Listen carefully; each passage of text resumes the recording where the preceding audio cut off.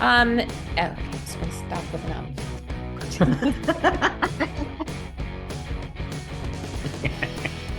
Little self. Okay.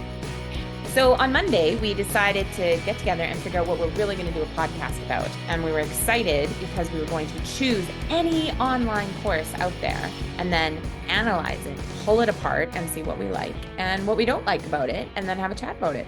So what we'll do next is we're going to split this up.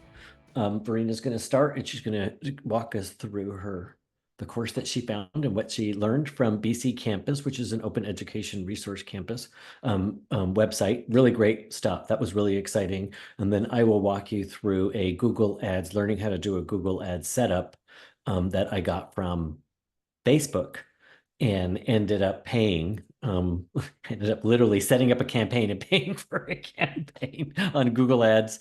And yeah, and it worked. Yes. So do you want to start with your one or my one? Oh, I don't care. However you want to do. But how far did you get? Did you just open it, look at it?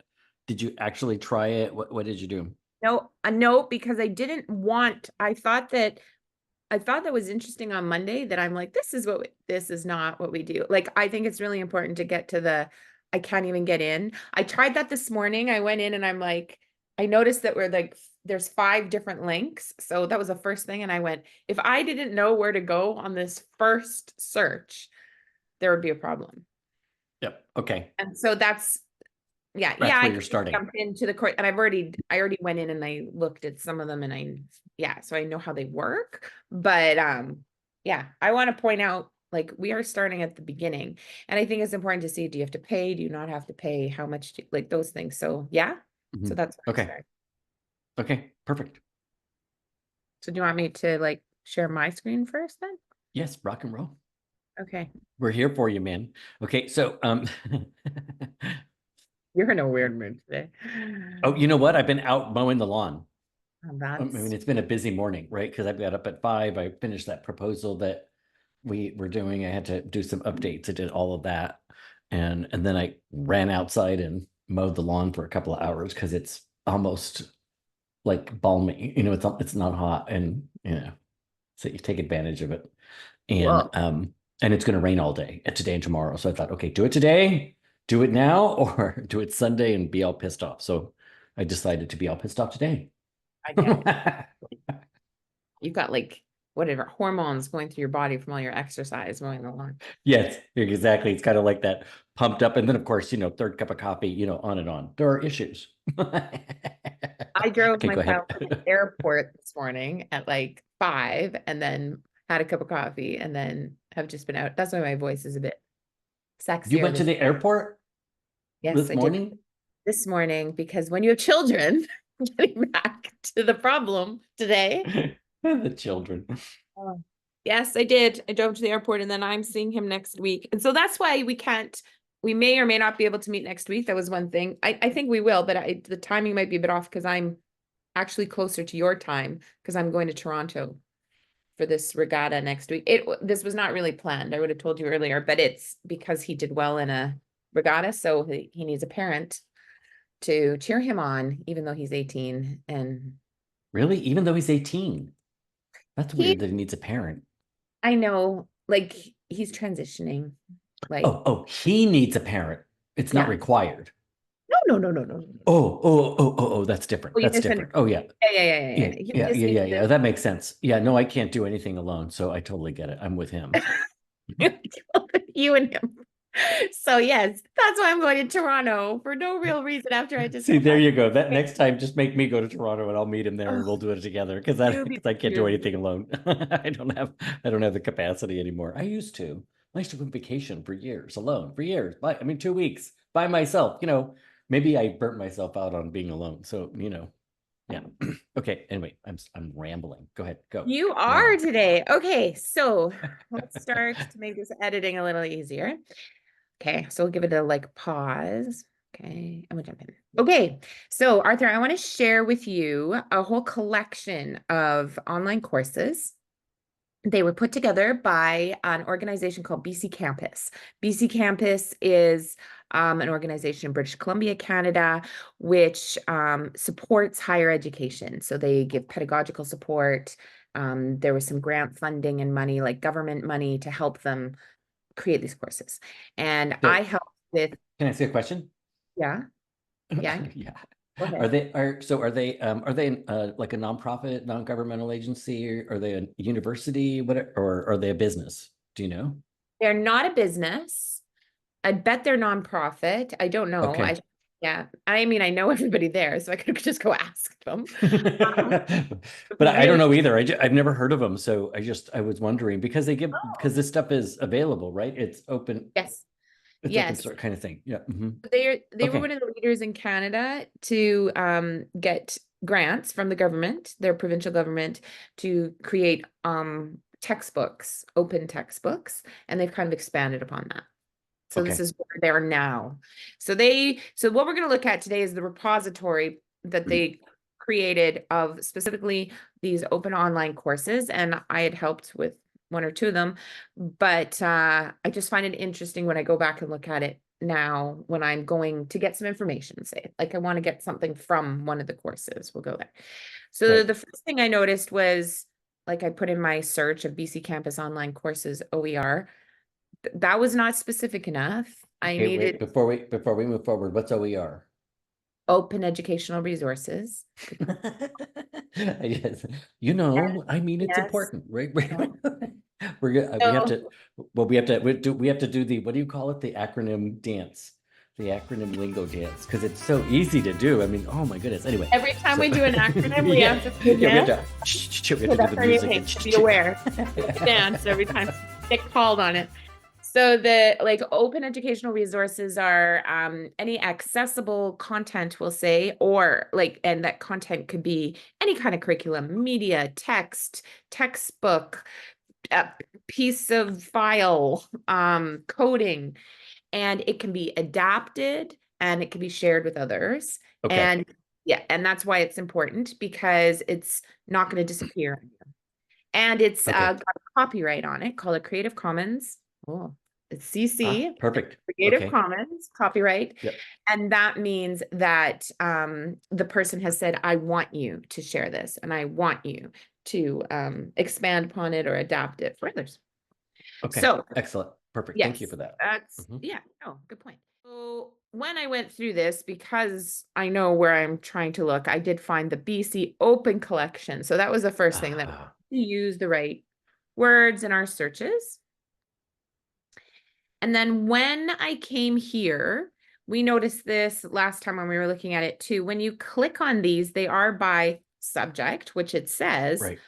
but I was kind of hoping for like a course. So I found this a little challenging because yeah, this takes me to the book, but I'm misunderstood, I would definitely say. So it does say course materials for educators, but this is all about Mhm. reading carefully.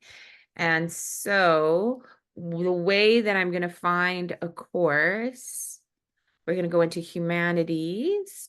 I'm actually Well, working even with, just so far. So let me, from my own perspective, just watching what you've just done, what you just did.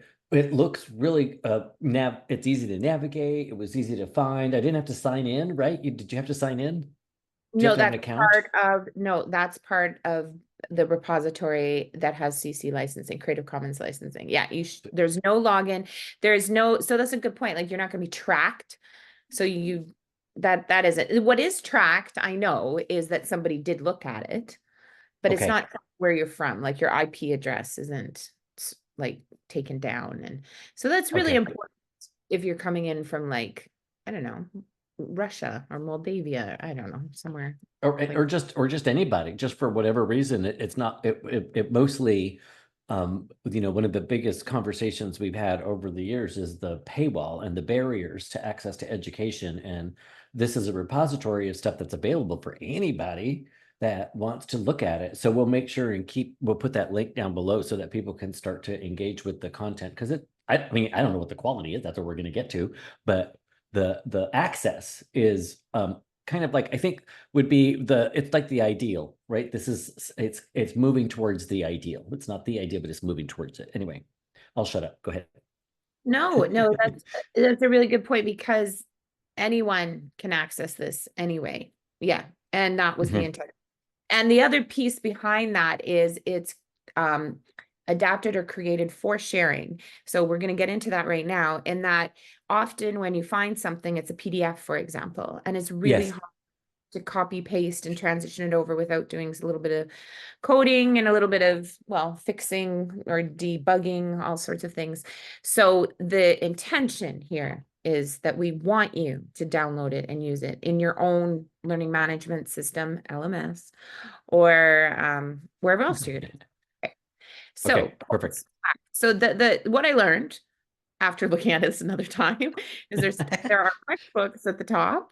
And as I was saying, I'm working on a course that's updating these textbooks, which is kind of neat. Okay. So I'm involved in a Okay. couple of projects, but we're going to go, I've never looked at this. So let's just know Okay, this. perfect. This is Excellent. one. That's what I was hoping for.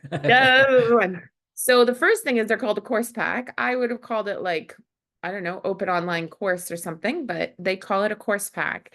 Course And the pack. course pack gives you a summary of units, all the units that you would get for a 12-week course at a higher or post-secondary institution in Canada. It has the learning outcomes, for example, right at the top. It tells you who wrote it. Oh, look, someone from Thompson Rivers University, where I work, of course, because we're wonderful and we do a lot of open things. It gives you an overview of the course. Here it says we had 9 units of the course with a facilitation plan, lecture slides, and discussion topics. So you have the whole course ahead of time. Where I've used these, also they have H5P formative assessments, exercises, and critical thinking. So other activities for the students that you could include or not. Where I use these is when I'm starting with a Okay. new instructor or developer and they don't know which way to go. I will often do what's called an OER gap analysis right at the beginning, and I'll get them to review a course pack or the textbook, because we have both here. It says it's been designed for a 12-week semester using this course, or this textbook, but it is an Okay. open. Right. Okay. And then down here, you'll see that it just breaks everything down for you. So you have the syllabus, the textbook, all the assignments, and you would download them. And here is the CC BY 4.0 that I was talking about, that Creative Yeah. Commons Okay. Yeah. Okay. licensing, which you need to look for if you're creating a course and you want to know, can I take And this or not? Yeah. Can I use it? Yeah, exactly. And they, in addition to the big things, they've broken it down, as I say, into like lesson plans, reading materials, lectures, discussions, and activities. And I'm just going to, I don't know, we'll open one. And this is what See it's what it like looks on like. all Okay. of the different ways. So this Okay. is the press book that they've used. And so this is like the content that they'd read. It's all done, and knowing that you can create your own press book for free. So you could take this, for example, this page, and you could add a picture on the top of it or change the words or do anything like that. Already, you can do all that. I'm trying to go back. Oh, there we go. Then a facilitation plan. Let's see what this looks like. Let's see if it'll show me quickly enough here. Can you see that? No, it didn't. I didn't see it open. Okay, so I'm just going to stop sharing. I'm going to share again. Okay, now you see it? Yep. Okay. Let's see what it has. So interesting. So it has the topics, learning outcomes. I would have to see if these learning outcomes are connected to the big learning outcomes of the whole course, or are they just learning Or outcomes just for for the unit. Okay. Right. And I Okay. love how they've connected it to Bloom's taxonomy to see how what they're doing connects. So what kind of level expectation this is for the students.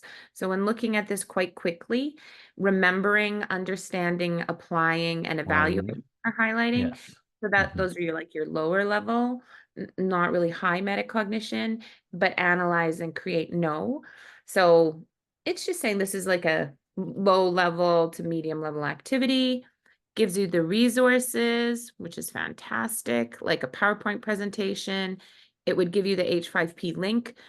to what this is, Indigenous Languages of Canada, and H5P as well can be adapted and changed and updated. A So, discussion. is Yeah. like H5P standard understanding for folks? Do people know what that is? Probably not, you're right. So H5P are interactive online activities that are like anything from a fill in the blank activity to a full-on video where you can put little dots on the video and then you can get people to stop or your students to stop as they're watching a video and answer questions.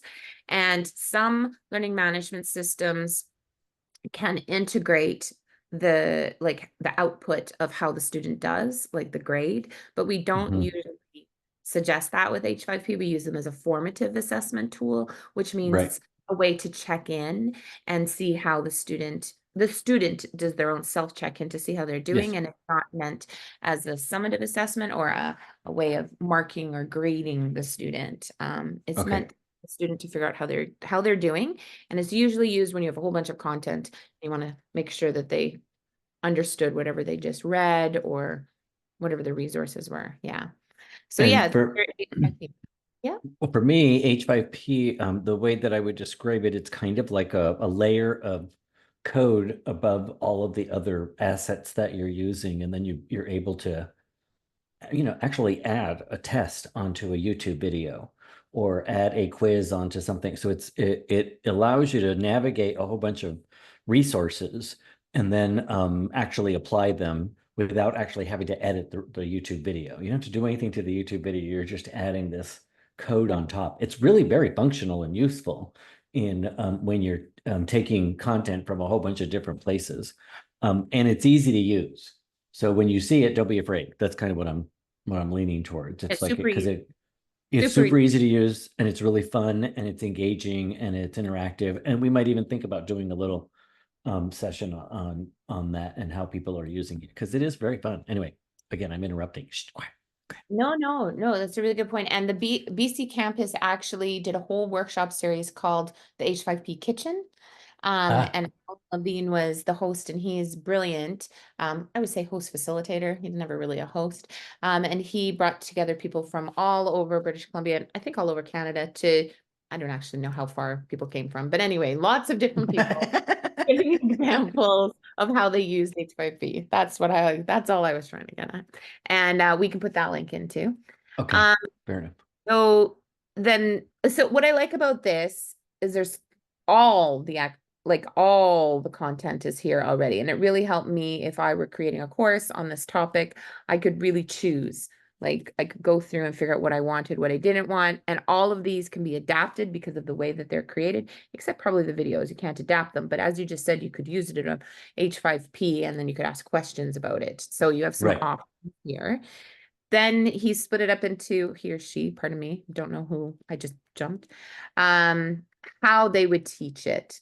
So they give you an idea of what they would do um, in different ways. And they've connected it to Bloom's taxonomy again to really highlight the level of metacognition with your students in terms of like remembering and just basic knowledge and content versus uh, evaluating and really being part of co-designing the learning opportunities.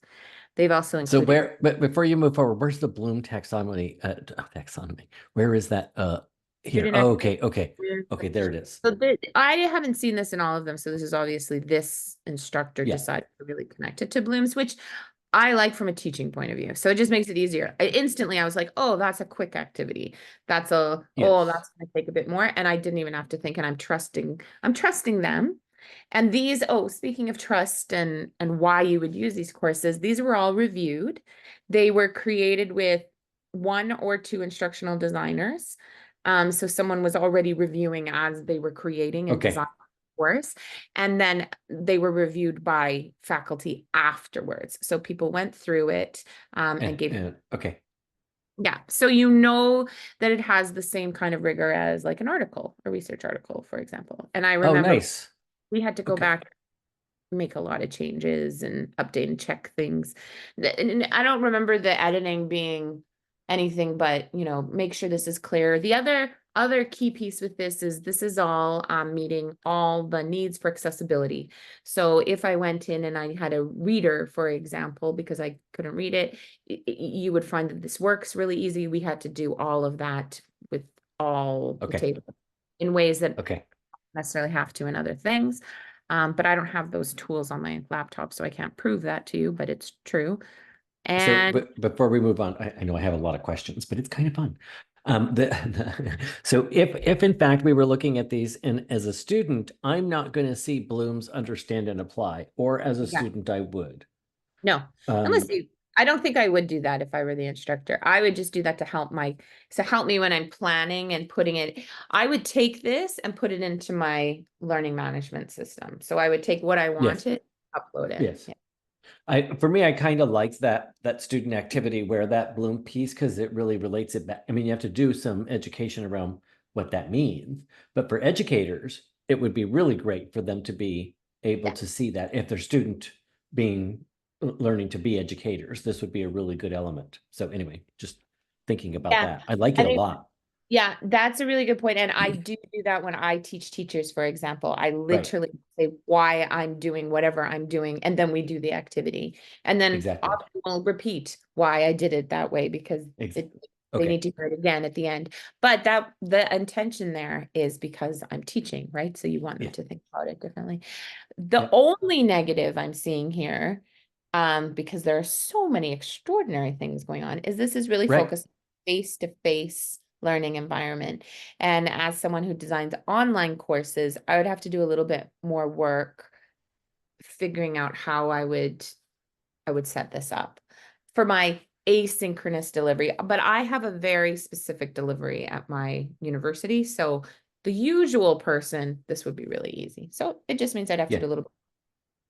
So that's a really good point, because we have let's take about 5 more minutes and talk about that, because that's a really good point. For me, I would love to be able to do this in an online course that was a little bit interactive and a little bit different. So I would want to take all of those slideshows that he's presenting and say, okay, here is the slideshow, create the narrative, and then we'll talk next week. Yeah. Do you know what I'm Yeah. saying? Yeah. Right. You'd So want that they to. are Yeah. Yeah. they're engaging, they're doing the work, whatever they have, and then they get to find a way to do that presentation themselves. And then you would have 8 of them. And you're like, okay, and we have 2 student samples below for last semester, which is really great. But anyway, just thinking about, like, those are really great ways to engage the learner without having to change much. Just a little tweak, right? Just a tiny little tweak, right? And I think that's another advantage of this. That was their goal of splitting everything up like this and having it planned like this, that they knew that people were coming in from multiple different mediums and modes, and they want as many people as possible to use and access the content and information. Like this is, I think it's good to start with this because it's like gold star level. I'm really Yeah. impressed with this, and I know how many people reviewed it. We could probably find out that information, but that's interesting. It's not on there. It's probably somewhere Oh, else. I'd have to go find right. it. But even in an article, like a research article, it doesn't say like Verena reviewed it. It's just assumed that 2 people reviewed it. So in this case, though, with open educational resources and anything open, people are quite critical of the rigor or the level of some of the content that you get. But in this case, this is almost like Wikipedia. Like this has been through the ringer. I know Okay. multiple Okay. people have checked it out. Multiple people have given their feedback. Yeah. I like it. Well, a part of it is that allows for a little bit of confidence in that you don't have to go back and do too much of that research to see if it to validate it or anything like that. But yeah. So what else would you do with this to put it online and do that work that we were talking about creating those authentic engagements? What would you do with this?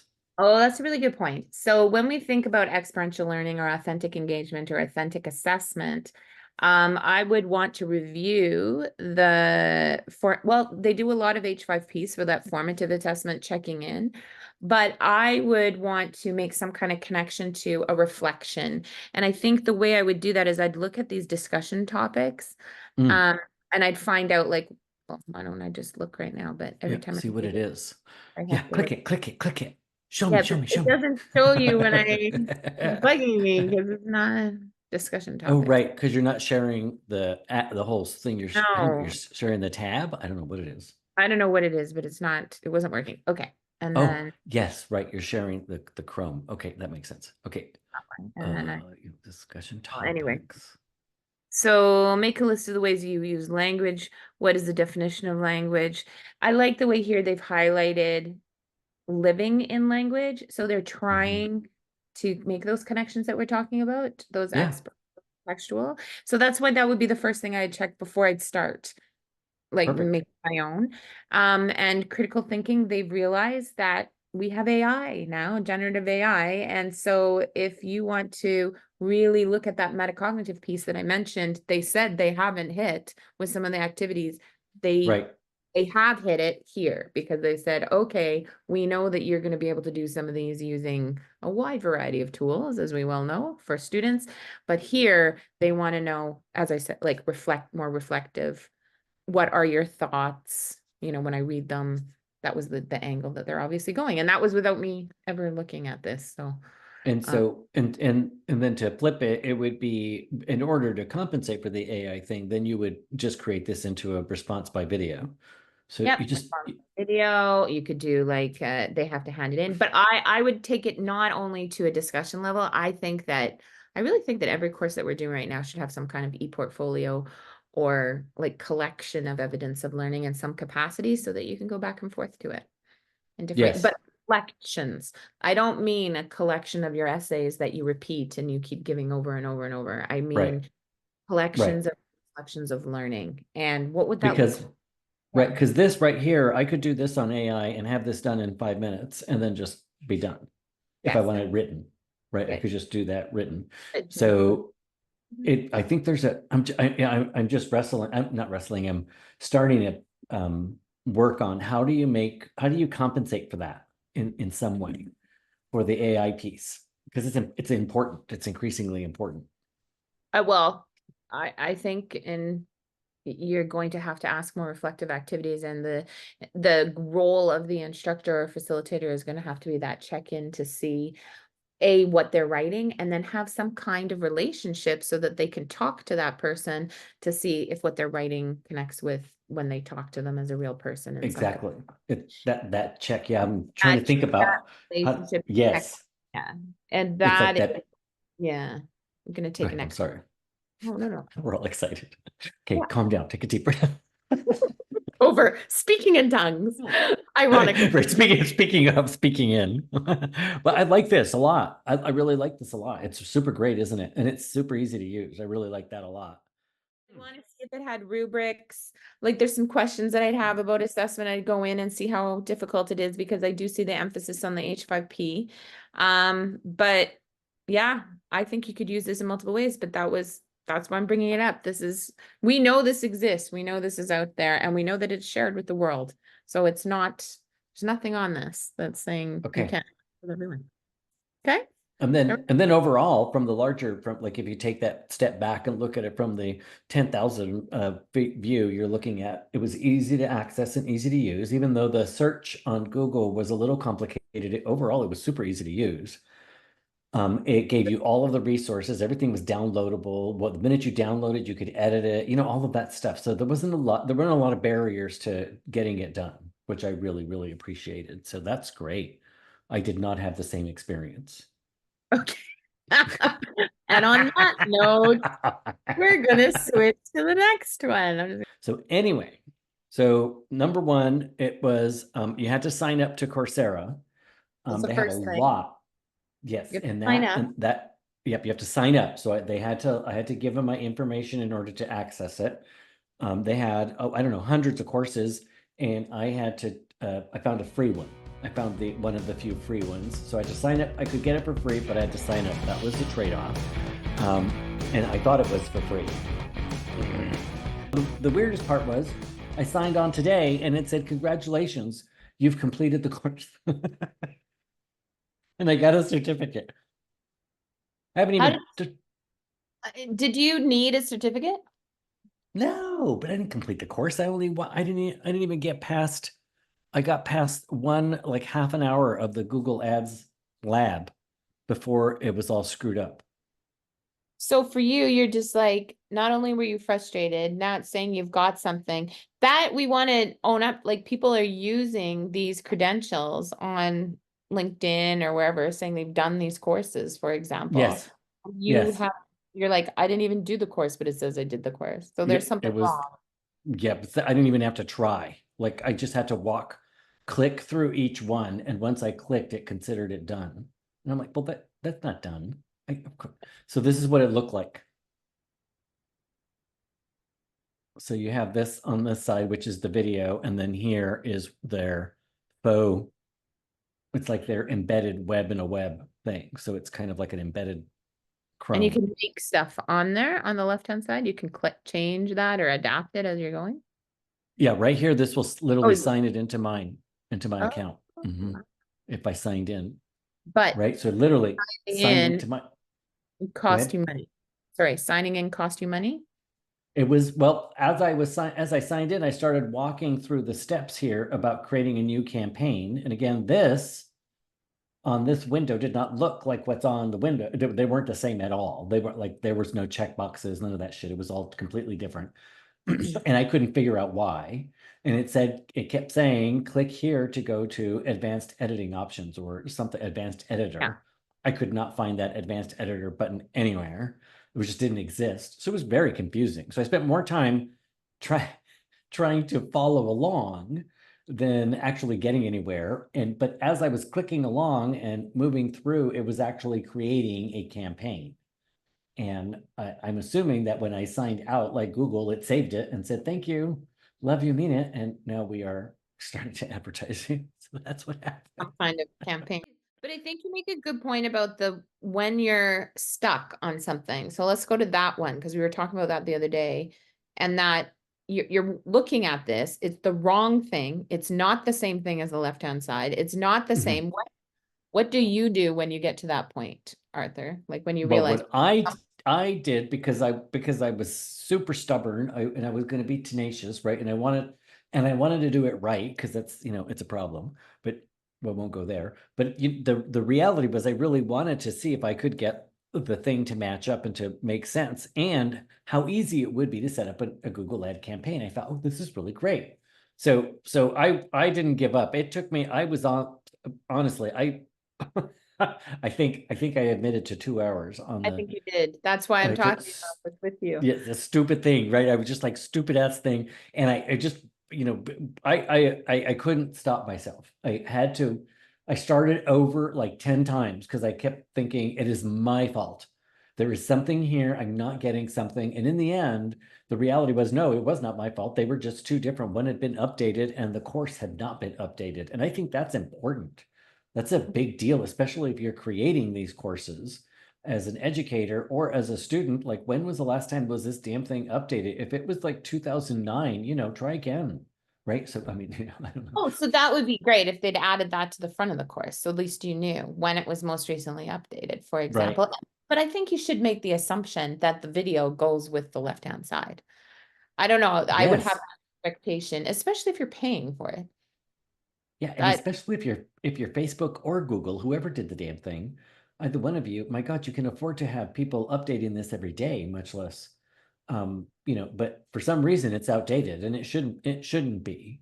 Now, I think the fun part about looking at these, right?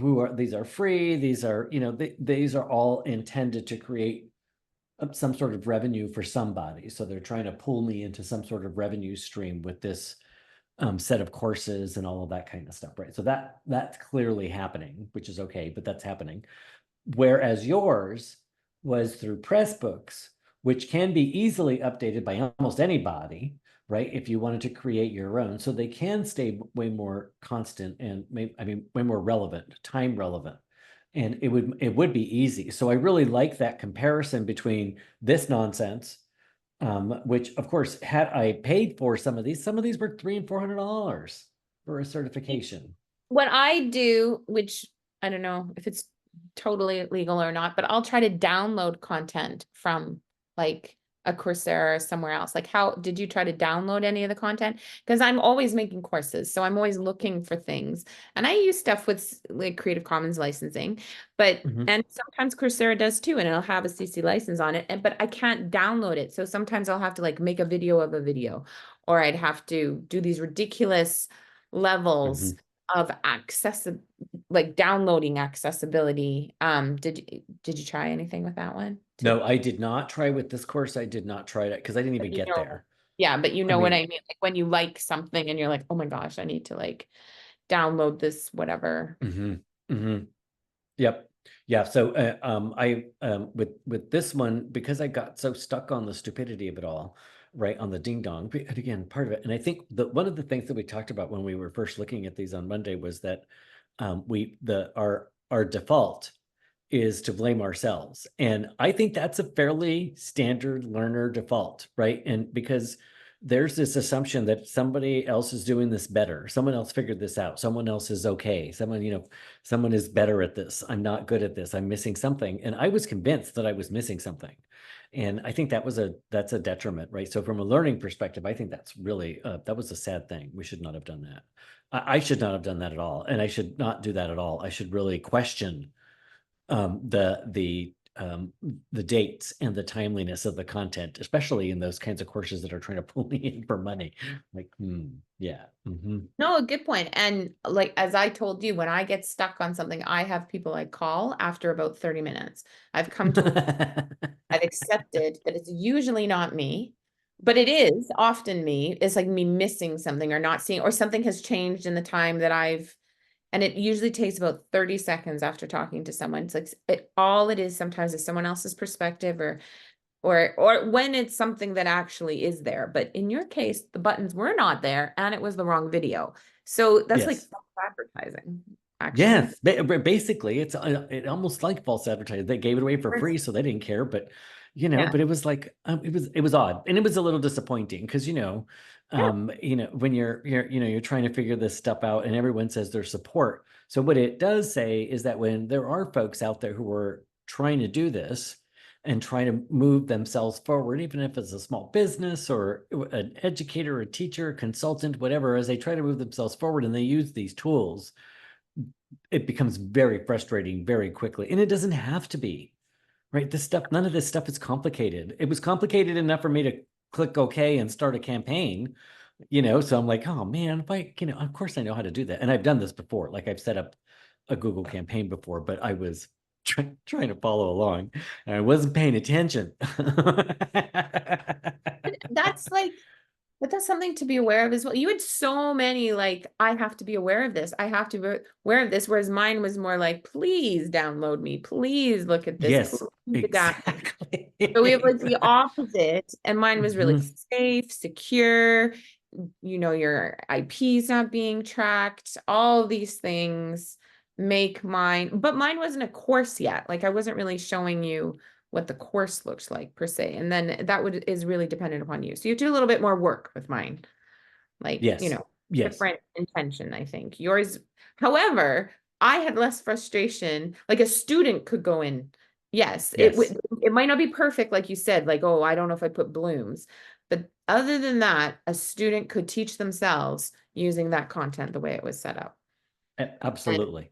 that's the Yeah, difference. Like you don't need to have the video and the left-hand side and everything. You can set it up exactly. differently if your goal is to be accessible and to encourage sharing. So yeah, Yeah. cool. Well, and that, when you think about it, now that you say that out loud, with that screen share that we were looking at, you couldn't even, a screen reader would have a really hard time figuring out what the hell you were talking about. Yeah.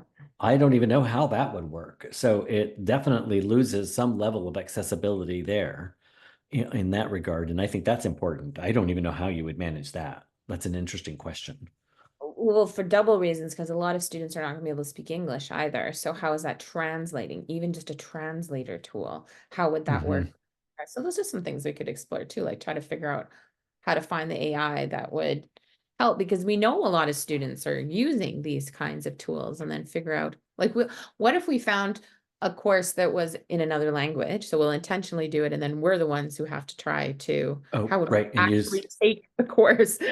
go to Google Translator and see if we can't see if and make it work, right? And see if we can't make it work for that. Might be a really fun project and see what we That one learn. we- Yeah, yeah. Just Okay. even Do you see know? what we need to do in order to take the course. Do you know of an open repository that's in another language? Oh yeah, I can go find a course. I'll just Okay. find the language, or I might find a Coursera course or something. Like I think this, yeah, well, I know a different way, a different repository where I could find some different languages. So I happen to know that because of just me. But Yes. I think the intention would be to do what you did more, like a random. I want a course about, like Okay. I've run into that problem, especially with AI courses, and they're in Spanish or something, and I'm like, I can't speak Spanish. Yes. I did. So I actually, you're right. I saw one that was it was an Indian. It was made yeah, in India, whatever. and yeah, and I don't know what language he was speaking. I have no idea what language it Obvious. was. Yeah. Yeah, it was But something. Yeah. well, that's another Mhm. good point. Trying to figure out the language that we're I have trying no to. idea. Yeah, I could try translating it, but it was like, okay, that I don't know what that is. I couldn't tell you. All these are And really that- good points. And like, how do Mhm. we, how are learners around the world like looking at things? But, and just know that these learners are looking at courses for free, but also in our universities, they are translating like our English courses. Yeah. As well. So I'm sure they are. There's Oh, research. absolutely. Oh, absolutely. I'm sure they are. Absolutely. Good chat. Chat. Yes. Sorry. On topic. Well done. We're On good. topic. Well done. Well done. First. On topic.